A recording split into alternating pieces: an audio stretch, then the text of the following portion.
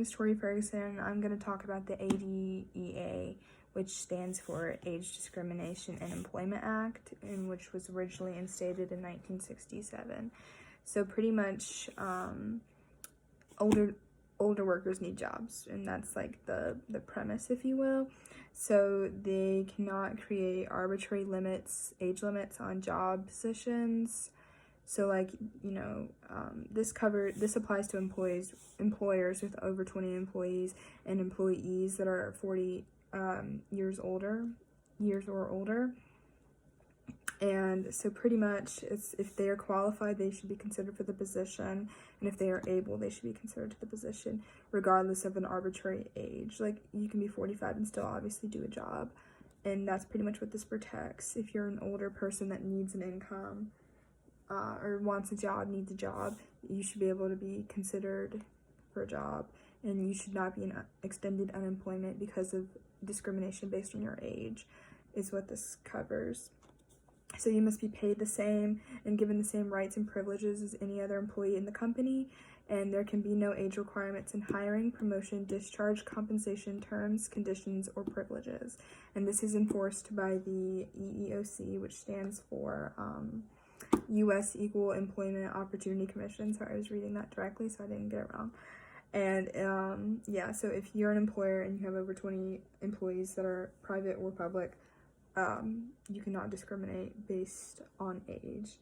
I just want to read and make sure. 40 years or older, and it's been amended several times, 1975, 1991, and the ADAE just makes sure that you're protected as an older worker and that you will get the same benefits and pay, and that there's no strange or unusual, arbitrary age limits on a job, and that you cannot sit and be unemployed due to age discrimination. It's pretty self-explanatory. No limitation on age, lawful practices on age. There's not a whole lot of detail to go into as far as I can tell. I've read and reread this act a few times, and it's pretty much, you have to be paid the same, given the same benefits, such as, employment, like benefits such as insurance through the company. Sorry, I want to make sure that's right. Retirement, yep.